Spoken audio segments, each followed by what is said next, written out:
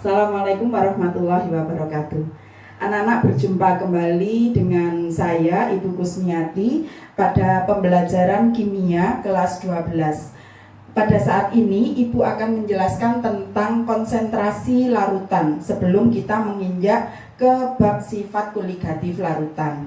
Nah, konsentrasi larutan itu apa, anak-anak? Nah, kita misalkan atau kita ilustrasikan seperti ini. Ini saya mempunyai air 1 gelas yang isinya kira-kira 250 ml. Kemudian saya mempunyai gelas kedua, isinya sama, air 250 ml. Kemudian misalkan pada gelas pertama saya tambahkan 1 sendok teh.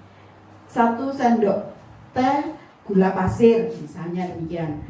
Yang kedua, gelas kedua saya isi dengan 2 sendok teh gula pasir. Kalau gula pasir diaduk dalam air, namanya kan larutan. Larutan itu adalah campuran yang homogen.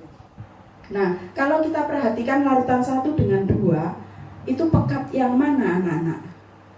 Kan otomatis pekat larutan kedua. Jadi konsentrasi larutan bisa kita ibaratkan kepekatan larutan. Nah, kepekatan larutan ini dapat dinyatakan dalam berbagai satuan. Satuan-satuan kepekatan larutan itu ada molaritas, nanti ada molalitas, ada fraksi mol, dan ada persen massa.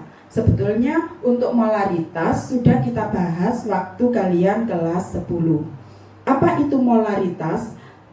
Nih, molaritas lambangnya M besar, saya hanya mengingatkan kembali saja. Molaritas menyatakan jumlah mol zat terlarut per volume larutan.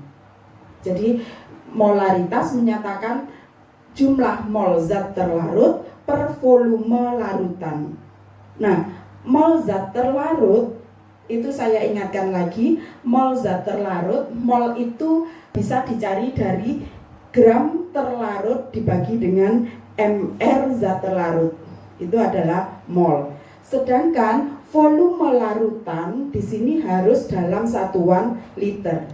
1 liter berapa mililiter, anak-anak?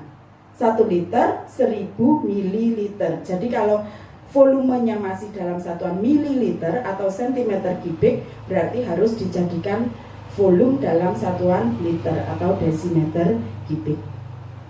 Gitu ya, Nana ya. Sekarang kita ke contoh soal. Coba perhatikan di sini. Saya tuliskan MR-nya karena supaya cepat ya. Sebanyak 4 gram NaOH.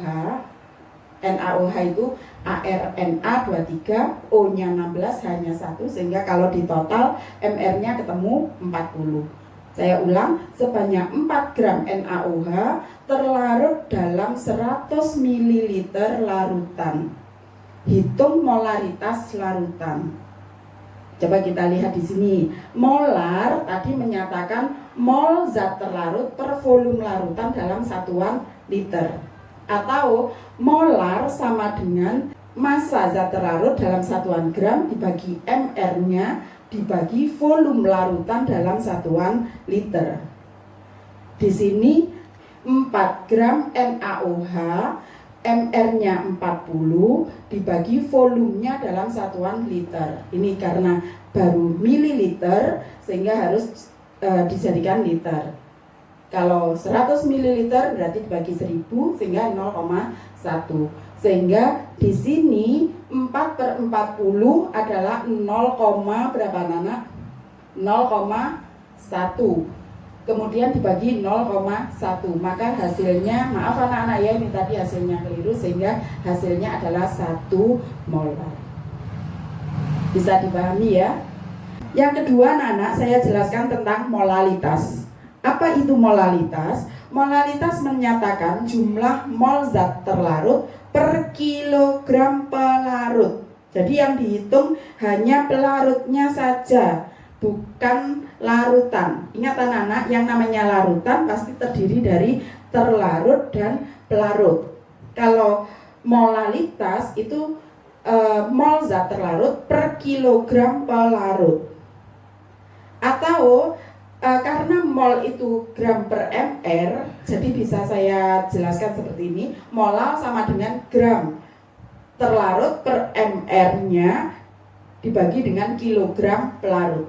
Atau kalau di buku itu dijelaskan rumusnya, molal sama dengan gram terlarut per mr-nya kali 1000 per P, di mana P itu adalah pelarut dalam satuan gram.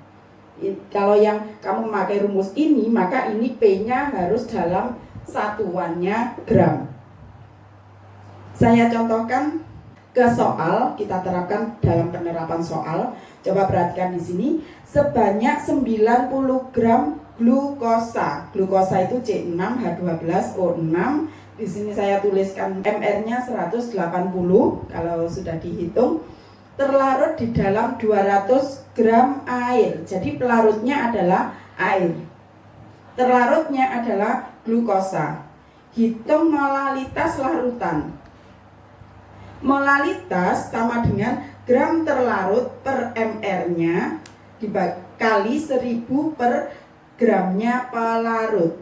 Saya ulang, gram terlarut per mr-nya kali 1000 per gram pelarut. Sehingga kalau dimasukkan di rumus ini, maka gram terlarutnya 90 per 180 kali 1000 per pelarutnya adalah air 200 gram. Ini kalau saya coret, ini ketemunya 0,5, kemudian ini 1000 dibagi 200, 5, sehingga 0,5 kali 5 ketemu 2,5 molal. Itu ya anak-anak ya, untuk molalitas. Kemudian yang ketiga, saya jelaskan tentang fraksi mol. Nah, fraksi itu kan bagian. Jadi dalam suatu larutan itu ada terlarut, ada pelarut. Demikian juga dengan fraksi mol di sini. Fraksi mol terlarut lambangnya XT, fraksi mol pelarut lambangnya XP. Bagaimana rumus dari fraksi mol terlarut? Fraksi mol terlarut adalah mol terlarut dibagi dengan mol total. Jadi kalian nanti menghitung mol terlarutnya dihitung sendiri, mol pelarutnya dihitung sendiri. Nanti kita jumlahkan mol terlarut dan mol pelarutnya. Lalu bagaimana rumus fraksi mol pelarut? Fraksi mol pelarut adalah mol pelarut dibagi mol total. Jadi mol terlarut ditambah mol pelarut. Kalau fraksi mol terlarut dan fraksi mol pelarut ditotal atau dijumlahkan pasti sama dengan 1. Langsung ke contoh soal. Sebanyak 23 gram alkohol itu C2H5OH, kalau dihitung mr-nya adalah 46, terlarut dalam 90 gram air. Berarti air ini merupakan pelarutnya. Hitung berapa fraksi mol terlarutnya, berapa fraksi mol pelarutnya. Nah, karena untuk menghitung fraksi mol harus tahu mol masing-masing atau mol terlarut dan mol pelarut. Kita hitung dulu terlarutnya alkohol, maka berapa mol dari alkoholnya? 23 dibagi 46, 23 gram per mr-nya. 23 per 46, 0,5. Berapa mol dari pelarutnya? Karena pelarutnya adalah air, airnya di sini 90 gram, berarti 90 per mr air H2O, sehingga mr-nya 18. 90 per 18 ketemunya 5.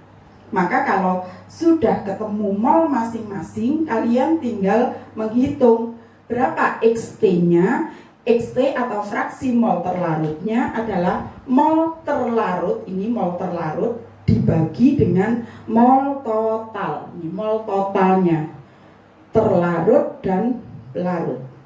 Ketemunya 0,5 ditambah 5. 0,5 itu mol terlarut dan mol totalnya 5,5. Maka ketemu 0,09. Saya lanjutkan, berapa fraksi mol pelarutnya? Nah, hampir sama dengan tadi. Kita Karena kita tadi sudah menghitung mol terlarutnya 0,5, mol pelarutnya 5. Maka fraksi mol pelarutnya adalah mol pelarut, ini molnya pelarut dibagi mol total. Ini. Sehingga di sini 5 dibagi dengan 5,5. Hasilnya 0,91. Sehingga kalau di total XT dan XP pasti ketemunya 1. Sudah bisa dipahami anak-anak? Nah, yang terakhir saya jelaskan tentang persen massa. Sebetulnya persen massa itu sudah kita bahas waktu kelas 10. Kita belajar lagi ya, kita saling mengingat lagi mengenai persen massa. Persen massa merupakan massa terlarut dibagi massa larutan. Di sini massa larutan. Jadi karena larutan itu ada terlarut dan pelarut, maka massa larutan itu meliputi massa terlarut sekaligus massa pelarut. Nah, persen massa adalah massa terlarut dibagi massa larutan kali 100%. Saya contohkan langsung ke dalam soal. Dalam 90 gram air, jadi kita mempunyai air itu 90 gram. Di dalam air terlarut urea, jadi dalam 90 gram air terlarut urea. Urea itu rumus kimianya CONH2 2 kali. Kalau kita hitung MR-nya ketemunya 60. Jadi urea yang terlarut sebanyak 60 gram. Berapa persen massa urea di dalam larutan? Berapa persen massa urea di dalam larutan? Nah, massa terlarutnya adalah massa ureanya. Massa ureanya yaitu 60. Berapa massa larutan keseluruhan? Karena larutan itu adalah terlarut dan pelarut, berarti di sini terlarutnya 60, pelarutnya airnya 90, berarti kita total. Berarti massa terlarutnya 60, massa pelarutnya 90 kali 100%. Maka 60 dibagi 150 kali 100%. Anak-anak, kalau ada bilangan-bilangan yang mudah bisa kamu hitung, kamu coret saja, karena kalau UN atau apa kalian kan nggak boleh bawa kalkulator. Di sini nolnya saya coret, kemudian 6 dengan 15 saya coret lagi, ketemu 2 dengan 5 saya coret dengan 100, maka 100 bagi 5 20, sehingga 2 kali 20, maka ketemunya adalah 40%. Jadi persentase urea di dalam larutan ini adalah 40%. Mungkin sampai di sini anak-anak untuk pertemuan kita kali ini. Nanti kita akan belajar lagi tentang latihan-latihan soal, bagaimana menyelesaikan soal-soal konsentrasi larutan yang lebih rumit lagi. Terima kasih. Wassalamualaikum warahmatullahi wabarakatuh.